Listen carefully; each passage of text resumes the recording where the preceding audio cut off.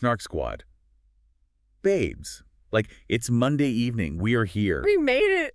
Barely, but we made it. Uncle Margarita's back on deck. And babes, we are entering our soft girl era. Manifesting sunshine, peace, and also chaos. Right. I mean, it is the ultimate paradox, isn't it? Like, the soft girl era is a gorgeous concept. Oh, it's everything. We want the matching beige lounge sets, you know, the vanilla candles, the quiet mornings. All of it.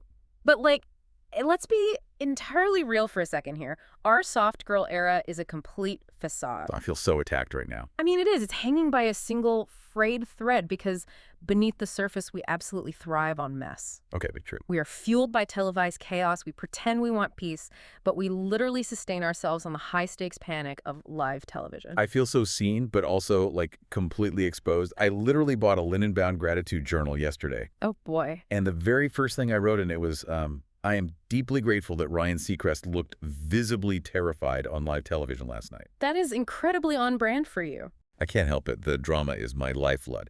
But we need to talk about something. Competition shows. Yes, we absolutely do. Babes, we are living for them lately. Because unlike dating shows, you actually need talent. You can't just show up, you know, and clout chase. Right, and let's break down why that distinction actually matters so much right now in pop culture. Yes. We are in the era of the influencer pipeline. If you go on a dating show, like, the formula is established. Oh, it's so predictable. You manufacture a rivalry, you cry in a confessional, you say something vaguely toxic at a dinner party, and boom. You have 1 million followers. Exactly. 1 million followers and, like, a teeth-whitening sponsorship. It requires zero actual skill. Just a total lack of shame. Exactly. But a singing competition. It's the great equalizer. You can have the best lighting, the best style. The curated backstory. Right. But eventually, the music starts. You have to actually open your mouth and hit a note. You cannot fake a 4-octave range. Well, wait, let me play devil's advocate here for a second. Because isn't the music industry right now basically just an influencer game anyway? I mean, partially, yes. Like, look at TikTok. We see people blowing up with mediocre voices just because they have a cool aesthetic, or they know how to market themselves. Sure. So doesn't personality kind of trump talent, even in singing? It's a fair point, but I think it's a totally different mechanism. On TikTok, you can do, like, 50 takes. Oh, true. You can layer on auto-tune. You can edit the video to quick cut before you literally run out of breath. Live competition television strips all of that away. No safety net. Zero safety net. When you are standing on that stage with a live band and 10 million people watching, your aesthetic cannot save you. If your vocal cords just physically give out, you're done. Exactly. That's why it's so refreshing. We are watching a high-wire act. Okay, yeah, that makes total sense. And honestly, it just hits so different. It really does. When someone steps up to that microphone and just belts, like when they actually connect to the lyric, my entire body reacts. Yeah. I've seen it. I get full-body chills. I cry for their mother in the audience. I am emotionally invested in their entire bloodline. You do get very attached. But also, we love the mess, so we are not complaining, because even when there is undeniable talent on the stage, the producers always manage to manipulate the environment. Yet they engineer the panic. Absolutely. To create that absolute unhinged chaos. They take raw talent and put it in this crazy pressure cooker of bad song choices, bizarre wardrobe assignments. The wardrobe is always a choice. And shifting rule sets. It's a fascinating sociological experiment masquerading as a talent show. Seriously. But speaking of fascinating combinations, food check. Ravioli. Babe, so good. So good. I am, like, emotionally moved by this ravioli right now. It's elite. I don't know if it's the ricotta or just the fact that I've had a long day staring into people's mouths at the clinic. Probably a bit of both. But this is hitting every single culinary requirement I possess. Let's actually look at the construction of this, though, because a good ravioli is a masterclass in balance. Okay, chef. Break it down. Well, the sauce-to-filling ratio here is mathematically precise. The fundamental flaw with most restaurant ravioli is, like, structural integrity. Oh, I hate when it falls apart. Exactly. They create a pasta balloon filled with air and a microscopic smear of cheese. The worst. Or, conversely, they drown it in a marinara swamp where the pasta completely disintegrates. Yes. This is a highly calibrated, structurally sound pasta pocket. A structurally sound pasta pocket. I love that for us. But, I mean, we do have to acknowledge the absolute absurdity of our spread right now. Also, the pairing. Mango margaritas and ravioli. Makes no sense. Done it all. And somehow it perfectly summarizes our lives. I know, like an Italian grandmother would probably cross herself if she saw us washing down artisanal ricotta with tequila and tagine rims. She would be horrified. But babes, we contain multitudes. We are complex. Highly complex. We need the sweet tropical chaos of the margarita to cut through the heavy traditional comfort of the pasta. That's poetry. Which actually brings me to a very serious life update. Side hustle era. Yeah. We need to talk. Oh, no. I know that shift in your voice. What? I'm being serious. What corner of the internet did you fall into at 2 in the morning this time? Okay, hear me out. Keep an open mind.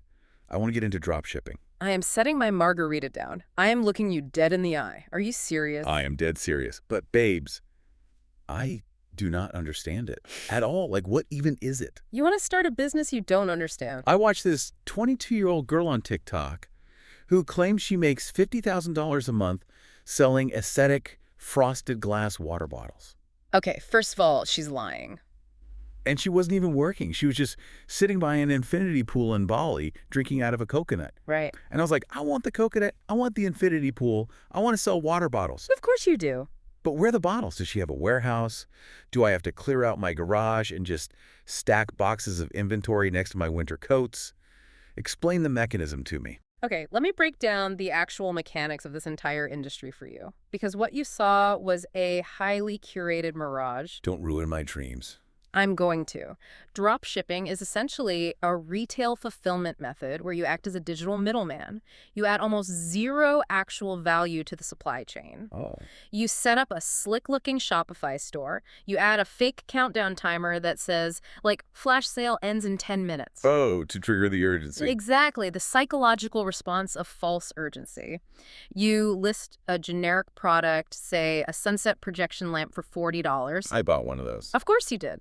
When a customer buys it, your website automatically forwards that order to a factory in China. Wait, really? Yeah. You pay the factory $4. The factory packages the lamp and ships it directly to the customer. Well, you do nothing. You pocket the $36 difference, and you never once touch the physical inventory. Wait, stop. That sounds incredible. Why are you acting like this is a bad idea? Because it's a logistical nightmare. We could totally do that. Mm-hmm. We don't have to pack boxes. We don't have to go to the post office. You're missing the point. We could sell jade rollers or those little under-eye ice globes. We just set up the website and collect the cash. You are ignoring what happens after the purchase button is clicked. What happened? You are entirely at the mercy of a supply chain you do not control. These products are usually shipped via e-packet from overseas. Okay, so. That means the shipping takes anywhere from 3 to 6 weeks. Now, put yourself in the shoes of a modern consumer who is used to Amazon Prime delivering a package in 12 hours. Oh, right. By week 3, they are furious. Yeah. And who do they email? Not the factory. They email you. Oh, no. You are the customer service department. Imagine you were in the middle of a complex root canal at the dental clinic. Literal hands in a mouth. Your hands are literally inside someone's mouth, and your Apple Watch starts aggressively buzzing because Karen from Ohio is threatening to report your aesthetic water bottle company to the Better Business Bureau. Okay, stop. My chest is getting tight. You take on all the liability of a retailer with none of the quality control. It's a scam, basically. Yeah. Wow. You just violently shattered my Bali infinity pool dreams. That was actually brutal. I'm just looking out for your blood pressure. But you're totally right. I would completely fold under the pressure. I would cry the first time someone left a 1-star review on my website. You would. You'd refund them immediately. I'd be trying to refund them out of my own checking account just to make them stop yelling at me. But we need a side hustle brainstorm. You do. Because, babes, we are dentists by day, snarkers by night, but also hustlers. Hustlers with severe anxiety, but yes. We need something that fits our actual brand. Well, if we are going to build a side hustle, it has to be authentic to our specific brand of chaos. Right. No water bottles. None of this drop shipping generic stuff.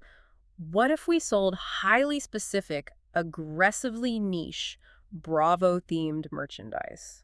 Ooh, like what? I'm thinking a line of chaotic candle scents based on iconic reality TV meltdowns. Oh my God, yes. My brain is already spinning. Right. Scent number 1. Not about the pasta. It smells like garlic, betrayal, and a West Hollywood back alley at 2 in the morning. Exactly. Or scent number 2. Mention it all. It smells like skinny girl margaritas, expensive linen, and pure, unadulterated rage. I would buy 10 of those immediately. We handle the design, we partner with a local candle maker, and we market it directly to people just like us. Is it unrealistic? Maybe a logistical challenge, absolutely. But it is highly authentic to our lifestyle. I am absolutely obsessed. I'm writing this down in the Gratitude Journal immediately. The Bravo Candle Empire is officially in pre-production. Mark the date. But babes, as much as I want to talk about our future candle millions, we have to pivot. We have to talk about the ultimate hustle. The highest stakes imaginable. Yes, singing for your absolute life on national television while America decides your fate from their living room couches. The panic is real. Snark Squad, grab your drinks. You are fully locked in and ready to judge. Because we need to unpack the sheer, unmitigated chaos of American Idol, Season 24, Episode 11. The infamous 90s Judges Song Contest. Unhinged. An episode where the fashion choices were highly questionable, the song selections were a minefield, and the network producers decided to inflict maximum emotional damage right at the top of the broadcast. I still haven't recovered. Let's get into this recap because we have extensive notes, we have deep analysis, and we are operating with zero filter tonight. Babes, when the episode started, my anxiety was physically vibrating through my television screen. We have to talk about the glitch. Oh, the corporate panic! The unprecedented voting snafu from last week's Songs of Faith night. Ryan Seacrest comes walking out onto that stage looking like he hasn't slept a wink since Thursday. He was clutching that envelope with a death grip. Literally. And he looks directly into the camera and says, "Last week, your millions of votes came in an unprecedented way. We had to hold the results." Such PR speak. What on earth does that even mean? Did the internet literally break? Did the Disney servers spontaneously combust? Let me translate the corporate jargon for you. Unprecedented way is network television shorthand for our back-end data servers completely buckled under the traffic, the algorithm failed to tabulate the regional voting blocks correctly, and our legal department panicked. Oh my gosh. Yeah, because when you are dealing with a live competition show that has strict compliance laws regarding fair contests, if there is even a 1% discrepancy in the data integrity, you have to pull the plug. So they just froze everything. Exactly. But the real tragedy here isn't the technological failure. It's the psychological warfare of how they handled the fallout. He was so cruel. They literally lined the entire cast up right at the top of the show, a cold open, zero fanfare, and just brutally eliminated Julian Kale and Jake Thistle. Boom, done. Go back to the hotel. I screamed. I literally dropped my jaw. It was so incredibly cold. I was ruthless. Think about the reality of this for a second. They made those two boys sit in an agonizing limbo for an entire week. Torture. They flew them back to Los Angeles. They probably had them in vocal rehearsals all week learning a 90s song. Oh, they definitely did. They put them in wardrobe fittings. They had them sit in the makeup chairs, all just to walk out onto the stage, get a sympathetic pat on the back from Ryan Seacrest and be told, "Thanks for your charisma, thanks for your dreams. Now get off the stage so the rest of the kids can sing some TLC." The Reddit snark on this specific moment was absolutely ruthless, but, I mean, it hit the nail on the head. What were people saying? One comment perfectly encapsulated the bizarre tonal shift. They wrote, "Yes, we just killed two of your friends off. Now go smile and dance, or you're next." Oh my God. That is so dark. But it's true. I want you to really think about the adrenaline response happening in the bodies of the surviving contestants. They're literal teenagers. You are 19 years old. Yep. You just watched your two best friends in the competition get their dreams crushed on live television. Right in front of your face. And while you are actively processing that grief, the stage manager is whispering in your earpiece, "Okay, cue the upbeat Jody Messina track you're on in 30 seconds, hit your mark, and show us your bubbly personality." It is quite literally the Hunger Games. But instead of a bow and arrow, you have a microphone stand. Precisely. I would have collapsed. I would have been in the fetal position on that giant glowing idol logo in the center of the stage. You would have needed a medic. I would have demanded a medic. Yeah. But no, the show must go on because capitalism never sleeps, and it's the 90s Judges Song Contest. Such a wild premise. The top 12 have to sing songs from the 1990s that were secretly picked for them by either Carrie Underwood, Luke Bryan, or Lionel Richie. Which is a recipe for disaster. And babes, the aggressive corporate nostalgia they pushed on us during this episode. It was heavy-handed. Having the stars of ABC's TGIF Friday night lineup just casually hanging out in the contestant lounge. It was a corporate synergy fever dream. It was the Disney ABC conglomerate flexing its intellectual property muscles in the most forced way imaginable. But I was spiraling in the absolute best way possible. Of course you were. Danielle Fishel, Yeah. Topanga Lawrence herself, Uh-huh. Mark Curry from Hanging with Mr. Cooper, It was a lot. Andrea Barber, Kimmy Gibbler, Reginald Vell Johnson. I was instantly transported back to my childhood living room, sitting cross-legged on the carpet, eating bagel bites on a Friday night. That is exactly what they wanted. It was elite nostalgia. I felt so pandered to, and I loved every second of it. Okay, for our demographic, yes, it was highly effective nostalgia marketing. But let's look at this analytically from the perspective of the people actually in the room. Okay, ruin it for me. Lucas Leon, one of the top contenders, was born in 2007. Right. Sup? The 1990s to him is what the 1950s are to us. I feel so old right now. Do you honestly believe that these Gen Z contestants had any earthly idea who these sitcom actors were? Probably not.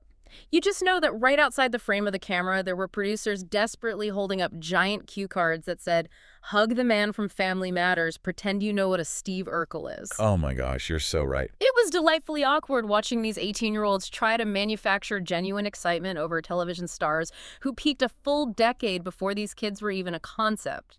You are so deeply cynical, but you are also completely right. The kids were probably looking at Andrea Barber like, is this a new TikTok lifestyle influencer? Exactly. Am I supposed to do a viral dance trend with Kimmy Gibbler right now? Oh my gosh. Okay, let's get into the actual meat of the episode. We have to talk about the music. Let's do it. Segment 1. We need to dissect who actually served vocals, who understood the assignment, and who needs to be put in an immediate timeout. Let's look at the vocal slays or strays. The dichotomy of talent on this episode was staggering. Let's start with the slays, because when this group gets mechanics right, they are world class. Absolutely. First up, Phil Monley, singing Hard to Handle by the Black Crowes. Slay. Slay. Absolute unadulterated slay. It was really good. When he hit that pure rock scream in the bridge, I gasped. The grit, the rasp, the sheer unbridled power in his voice. He has a massive instrument. He is a rock star, babes. Yeah. And we have to remember the context. This is the same guy who previously got Ryan Seacrest to sing on national television. That is icon behavior. He just has this gravitational pull. It was a masterful performance, but we have to explain why it works so well musically. Break it down. We have to give credit to Luke Bryan, who made an incredibly smart strategic pick here. But what made it a true slay wasn't just handing Philmon a rock song, it was the musical arrangement. Oh, true, they changed it up. If you listen to the original Black Crowes track, it is bouncy, it is frantic, the tempo is incredibly fast. Yeah, it's very upbeat. If Philman had sung it exactly like the record, he would have been out of breath by the first chorus. Instead, the band slowed it down. I noticed that. They stripped away the frantic energy and turned it into this heavy, swampy, gritty blues rock anthem. Yes, it felt so heavy. Exactly. And slowing the tempo down gave Philmon the physical space to actually interpret the lyrics. That makes so much sense. It gave him the runway to utilize his vocal fry, that raspy, gritty texture, without damaging his vocal cords. A true rock scream requires massive diaphragmatic support. You can't get that if you're rushing. Exactly. If you are rushing to keep up with a fast beat, you lose that support and your voice cracks. By slowing it down, he was in total control. It was his absolute breakout moment. Jared called it a standout. And analytically, she was entirely correct. That is so fascinating. The tempo completely changes the physical demand of the song. Okay, next on the slay list, my absolute king, Jordan McCullough. A very interesting performance. Singing Mariah Carey's Always Be My Baby. When I tell you I swooned, I practically fainted onto my couch. You're so dramatic. I am. He took a classic 90s teeny bopper pop anthem and turned it into a whole spiritual, emotional experience. This was a brilliant piece of reality TV strategy to watch unfold. Lionel Richie picked the song. Such a wild pick for him. And when Jordan first saw the envelope, you could see the panic in his eyes. He was basically thinking, I am a male gospel singer, and you want me to sing Mariah Carey. I would have panicked too. But it was a genius move because it forced Jordan out of his comfort zone while allowing him to completely flip the architecture of the song. He didn't even try to sound like her. Exactly. He didn't fall into the trap of trying to mimic Mariah's whistle tones or her bouncy pop sensibility. He completely rearranged the track into a swaggering, soulful R&B gospel hybrid. His swagger was off the charts. He sauntered around that stage with an ease that proved he knew he had the entire room in the palm of his hand. The runs. We have to talk about the vocal runs at the end. It was disgusting. Disgusting in a good way. Like face-crunching, head-shaking, absolutely disgusting in the best way possible. The way he cascaded down those notes. Technically flawless. But babes, I have a bone to pick. Can we please talk about the background projection happening behind him? Oh, the unhinged AI fantasy art. Yes, we absolutely must address the visual assault. I was trying so hard to focus on his sheer talent, but right behind his head, it looked like someone typed a Mid-Journey AI prompt for Lisa Frank meets Lord of the Rings on a spaceship. It was deeply confusing. There were these aggressively pink clouds and floating castles and weird glowing orbs just bouncing around. It was so chaotic. Very budget. But Jordan's voice was so undeniably good that it almost made me forget the absolute graphic design nightmare happening behind him. Honestly, that is the ultimate testament to his vocal ability, right? He successfully distracted millions of viewers from ABC's clearly dwindling graphic design budget. Truly a hero. When your voice is that captivating, the visuals fade away. Now, let's look at Daniel Stallworth. He's saying, "It ain't over till it's over" by Lenny Kravitz. This was another Luke Bryan pick. The orange leather suit. Babes, stop everything. We have to honor the wardrobe. This is a very bold choice. An orange leather suit. Yeah. If anyone else on the planet wore that, they would look like a giant traffic cone. They would look like a crossing guard. Or a pumpkin. But Daniel, he looked like absolute music royalty. The swag, the inherent confidence radiating off him. Wardrobe is crucial, but analytically, it was the physical progression of the performance that made it such a massive success. What do you mean? It was a masterclass in stage presence. He starts the song seated at the piano bench, giving us those smooth, cool, effortless vocals. Which sounded amazing. But Daniel is smart enough to know that staying seated for a Lenny Kravitz song is a death trap on a reality show. It gets boring. Right, you need energy. You have to create kinetic energy. Yeah. And the exact moment he stood up, grabbed that microphone stand off the bass, and started actively working the crowd, the entire molecular energy of the room shifted. Everyone was on their feet. He proved he isn't just a technically proficient singer, he is a dynamic entertainer. He understands the mechanics of breaking the fourth wall and bridging the gap between the stage and the audience. And that final vocal run, ending on that effortlessly sweet falsetto. Perfection. He didn't strain at all. Flawless execution. Okay, the last major slay for me, Keela Richardson singing Zombie by the Cranberries. Lionel Richie picked this, and babes, I was weeping. You weep at everything, but yes, it was emotional. When the camera panned to her young son sitting in the audience singing the lyrics along with her, my soft girl era was fully activated. The producers knew exactly what they were doing with that camera cut.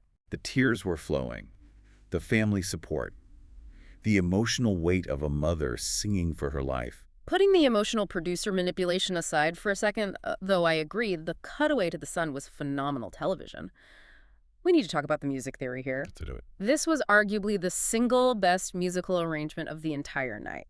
Zombie is not an easy song. Oh, it's so hard to sing. It is a heavily dramatic, anti-war grunge anthem from the 90s.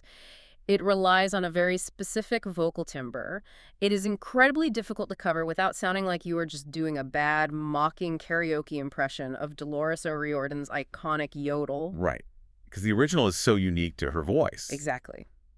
But Keela didn't try to be Dolores. She elevated the track. The arrangement built this massive churning wall of dramatic tension with the guitars and the drums. It felt so cinematic. And Keela's vocal power just operated like a laser cutting right through it. She didn't hold back. She didn't shy away from the darkness of the lyric. It was intense. It was intensely focused from the very first note to the absolute last. It was a flawless execution of adapting a difficult genre. Okay, take a long sip of your margarita, because the good vibes are officially over. Oh, here we go. We have to cross over to the dark side. We have to talk about the strays. The messy part. The performances that made us cringe, side-eye the screen, and question how these people made it to the top 12. And I want to start with Hannah Harper. Yes, we need to dissect this entirely. Please do. She sang Jody Messina's Heads Carolina, Tails California, picked by Carrie Underwood. Now, I am coming in hot with the Reddit commentary on this one. They were dragging her. The fans were absolutely relentless online, and frankly, their critique was highly accurate. Why on earth was she dressed like an 8-year-old American Girl doll? Oh my gosh. I wanted to defend her. I really did. Because she normally has this sweet Smoky Mountain tone to her voice that I love. The tone is fine. The styling was not. It was so off-putting. It was giving primary school pageant. It was giving, my mom made this dress for the talent show. And the performance itself. Babes, it was rough. It was a disaster. Let's call a spade a spade. We have to talk about the mechanics of stage fright. You can see it on her face. She fumbled midway through the song. She completely lost the lyric or the pitch. You could see this momentary, terrifying deer in the headlights look flash across her eyes. I hold my breath for her. But honestly, worse than the fumble was the absolute vacuum of stage presence. She just stood there looking rigid and terrified. So stiff. And then, and this is what really gets me, Carrie Underwood gives her feedback and actually says, "You're finally showing us a lot of personality." I yelled. I actively yelled at my television screen. I looked at the TV and said, Carrie, is the personality in the room with us right now? He was gaslighting. Where was the personality? No. It is a fast, upbeat, driving 90s country anthem about running away, and she looked like she was waiting for a bus in the rain. Accurate. I love Hannah's tone, but this performance proves she cannot handle up-tempo songs. If she isn't standing perfectly still behind a guitar, she falls apart. It proved she is a one-trick pony at this stage in her development. You cannot survive on this show if tempo terrifies you. It's just a fact. Next, Ray, Chris Tungseth, singing Edwin McCain's I'll Be. Another Carrie Underwood pick. Now, Chris has this grisly, authentic, raspy country voice, but this performance, technically, it was a mess. It hurt my heart. Yeah. He was so incredibly pitchy at times. It felt like a lazy bar band rendition of a song that actually requires a massive, soaring vocal capability. We need to talk about vibrato. Give me the vocal lesson. Vibrato is the natural oscillation of pitch when a singer is properly supporting their breath with their diaphragm. When you lose that breath support, the vibrato becomes a forced tremor. Oh, that makes sense. The phrasing on his vibrato was genuinely bad. He was constantly falling behind the beat, dragging the tempo of the band down. It felt so sluggish. And that questionable belt he attempted in the second half. It was physically painful to listen to because you could hear the strain on his vocal folds. The Reddit fans pointed out something crucial. Seal's Kiss from a Rose was on his list of options. Wait, really? Kiss from a Rose? Yes. And he absolutely should have sung that. But that's so hard. It is hard, but it is structurally rigid. It would have forced him to be mathematically precise with his pitch and his timing. Oh, I see. Instead, he chose I'll Be Althie, thinking it was the safe, moody, acoustic choice, and because it was too loose, he completely lost control of the melody. That's a huge strategic error. Great hair, though. Yeah. We will give him that. The hair deserves its own separate standing ovation. The hair is flawless, it has volume, it has texture, but the vocals strayed entirely. Okay, now I am going to get defensive. I am rolling up my sleeves. Oh boy. Who are you defending now? Because we need to talk about Brooks, singing Linger by the Cranberries. Lionel picked this. Babes, I am starting a Justice for Brooks campaign right now. I will print the t-shirts. I know you have an emotional attachment to him, but you have to look at the reality of the performance. It was a mess. It was a mess, but it wasn't his fault. He was totally set up to fail by the producers. How so? The musical arrangement was so wonky. It was like the live band was playing in a completely different time signature than the one he was trying to sing in. And they forced him to belt so uncomfortably high. The key was a problem, yes. Well, let's talk about mechanics, since you love them. Brooks is a baritone. He has this beautiful, soft, indie singer-songwriter voice that lives in his lower register. True. Why were they forcing him to scream out Cranberries' lyrics in a register that he clearly does not possess? Yeah. It strains the vocal cords.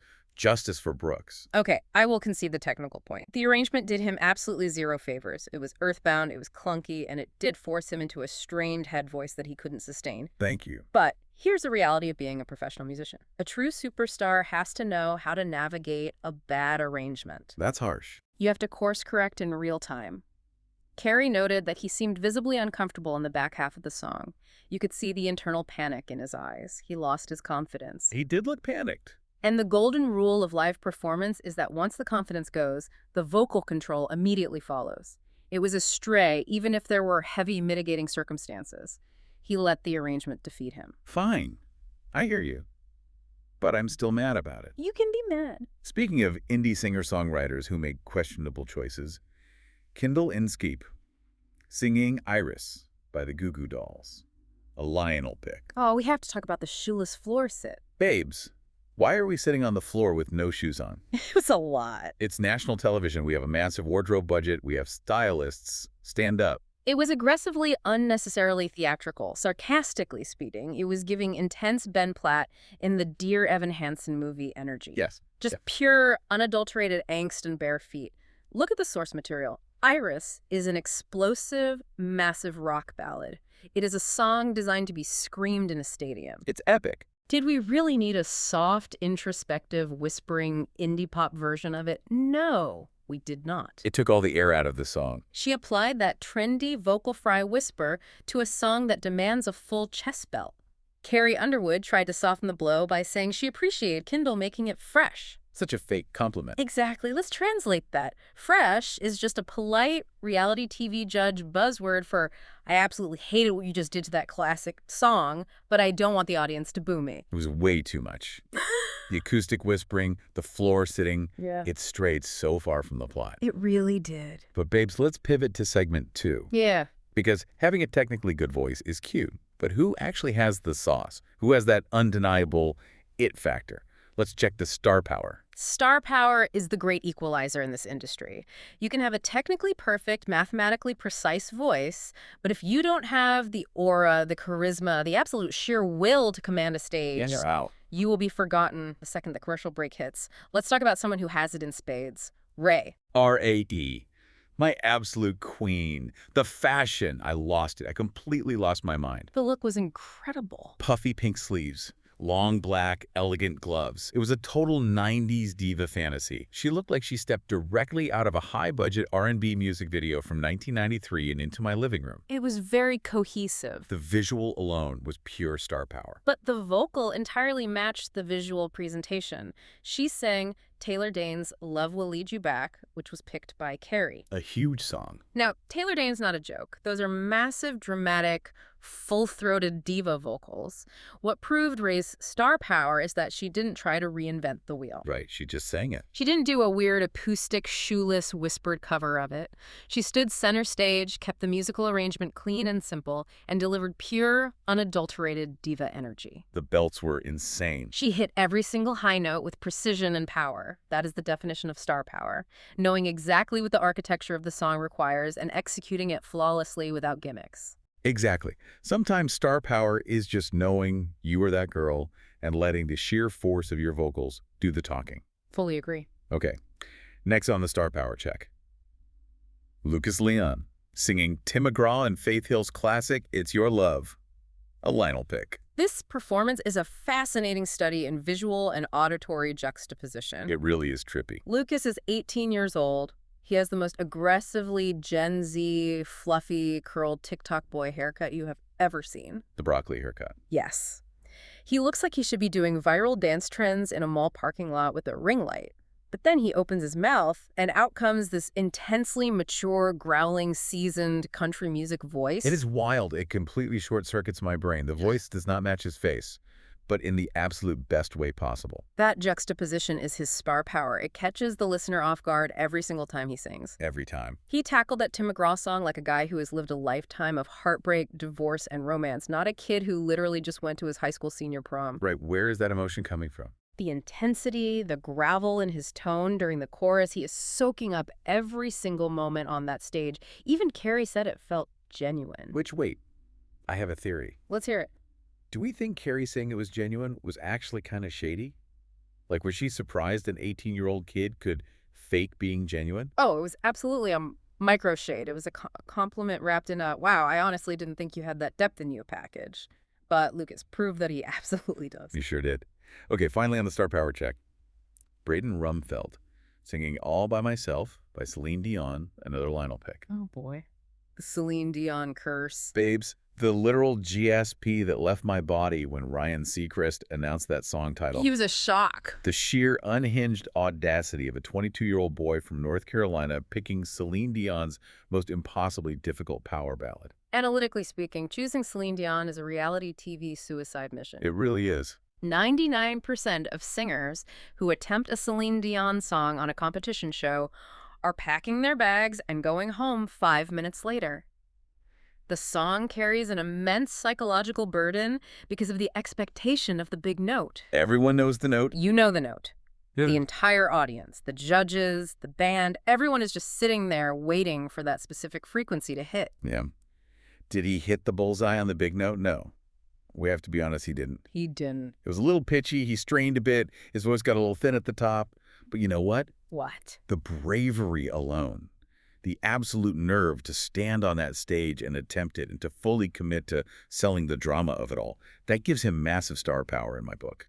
He didn't play it safe with some boring acoustic pop song. I agree with you. He landed close enough to the center of the target that the judges allowed it, and the audience respected the hustle. Totally. Bravery is a massive currency on this show, and Braden is incredibly wealthy in it right now. But let's shift gears for segment 3. From the contestants to the people sitting behind the desk, pulling the strings. Oh, judge energy check. Let's do it. Let's judge the judges, because some of these strategic calls were a choice. The power dynamics at that judging desk were wildly shifting last night. It was like watching Game of Thrones, but with rhinestones. A very apt comparison. Let's start with the undisputed king of the night, Lionel Richie. Total, unquestionable domination. Let's run the numbers, because the data reveals the strategy. 7 out of the top 12 contestants ultimately chose the song that Lionel secretly picked for them over the options from Luke and Carrie. That's crazy. 7. 7.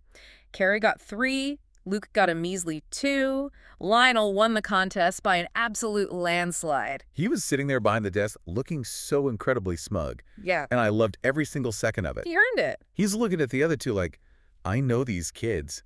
I know what they need to survive. He genuinely does understand the psychology of an artist. He looked at Jordan McCullough and said, I'm going to give the gospel kid a Mariah Carey pop song because he needs to break out of his shell and show swagger. And it worked. He looked at Keela and said, I'm going to give the R&B powerhouse an Irish grunge rock song so she can show theatrical, dramatic intensity.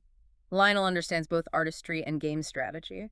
He was playing three-dimensional chess, while Luke and Carrie were basically playing checkers. Speaking of Carrie, we need to talk about the live audience drama. Because the audience in that studio turned on her so incredibly fast. It was brutal to watch. She gave Chris Tungseth some minor, and I mean absolutely minor constructive criticism about his shaky vibrato moments, and the audience aggressively booed her. This phenomenon infuriates me. It really does. So annoying. Because it highlights the absolute state of reality TV audiences right now. The fans in that room just want the judges to be glorified, clapping cheerleaders. Just yes men. They want every critique to be bathed in toxic positivity. You are a star, you are perfect, you can do no wrong, I love your jacket.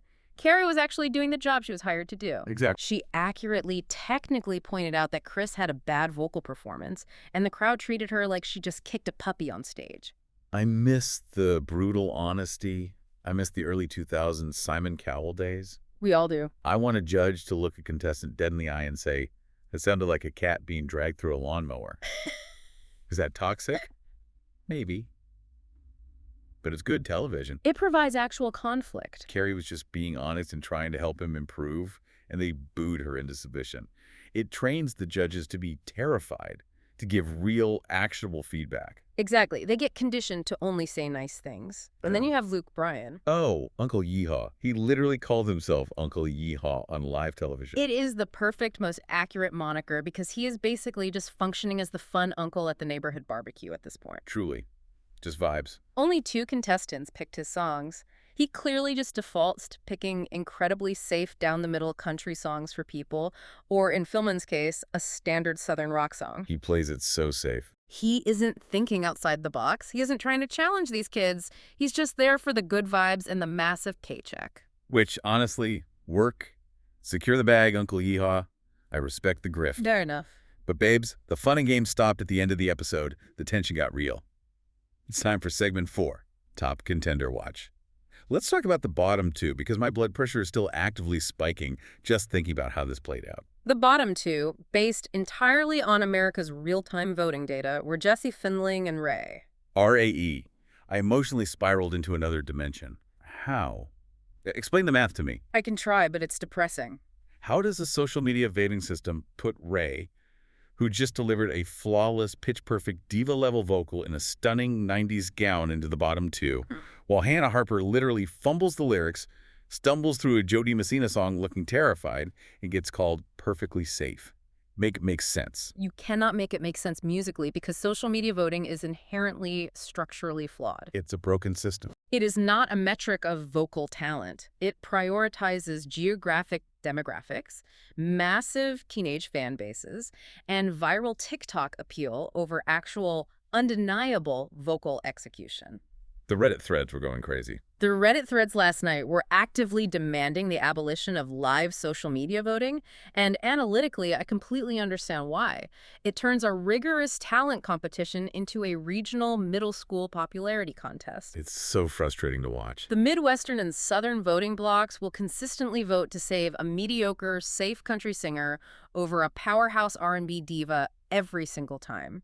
It is a known algorithmic bias in reality TV. It is a crime. Yeah. Ray being in jeopardy was a literal crime against music. It was uncalled for. But thankfully, because King Lionel won the judges' song contest by a landslide, the producers handed him the ultimate power.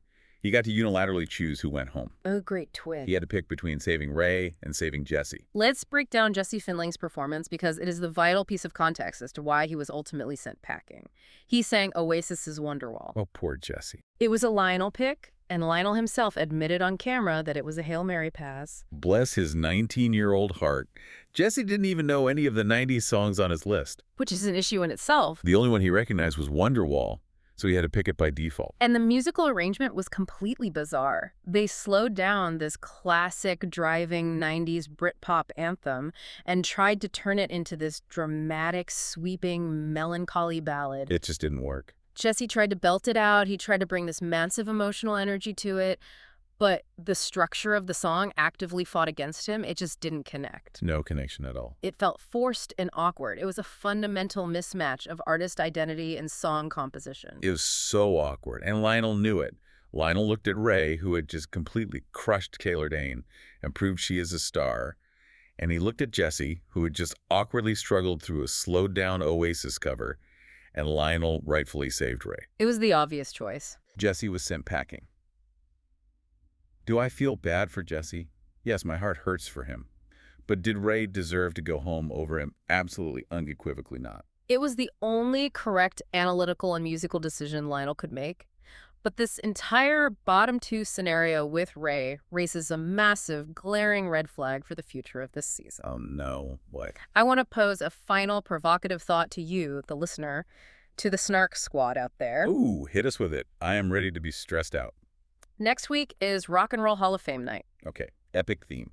We're going to have these contestants singing Pat Benatar, Neil Giraldo, massive classic rock anthems that require incredible vocal power and precision. Yes, huge vocals needed. If the live social media voters are already actively willing to eliminate powerhouse, technically flawless singers like Ray, and instead use their votes to save awkward fumbling country performances just because they like the singer's generic vibe. Oh, I see where you go. What is going to happen next week? Are we about to watch Middle America completely massacre rock and roll night by voting out the actual talent? Please no. Are the legendary rock anthems going to be butchered by indie whisper singers sitting barefoot on the floor? And are the real vocalists going to be sent home? Oh my God, I have literal chills, and not the good kind. The fear is so real. Babes, my anxiety for next week is already at a level 10. We're going to need significantly more margaritas to get through that broadcast. A pitcher, at the very least. Multiple pitcher. A pitcher. Let's wrap this up, babes. We have covered it all tonight. Yeah. Margarita chaos, ravioli excellence, side hustle dreams, talent show obsession. The 4 foundational pillars of our reality. Exactly. But babes, we want to hear from you. You are the third bestie sitting at this table with us. Get in the comments, slide into our DMs, let us know. Who was your favorite contestant? We want all your hot takes. Are you starting a Justice for Brooks campaign? Or are you firmly Team Filmon? Also, do you believe in dropshipping? Is it a real path to an infinity pool? Or is my co-host just a deeply cynical dream crusher? I am a realist who is actively saving you from international supply chain bankruptcy. Thank you very much. We will let the Snark Squad decide. And babes, what side hustle should we try? If we aren't drop shipping frosted water bottles, what is our million-dollar idea? Send us your pitches for the Bravo Candle Empire. Please do, and remind them of the housekeeping rules before we sign off. You know the drill, babes. Rate, review, subscribe, leave us 5 stars, and tell us exactly what you're eating while you listen to us spiral. Send submissions. Send this to your most ambitious bestie who desperately needs a reality check on their drop shipping dreams. Thank the Snark Squad. Always. Thank the Snark Squad. We love you so much. Have the absolute best week. Manifest that soft girl peace, but embrace the television chaos. Stay shady. Stay iconic. And we'll see you on the Snark side.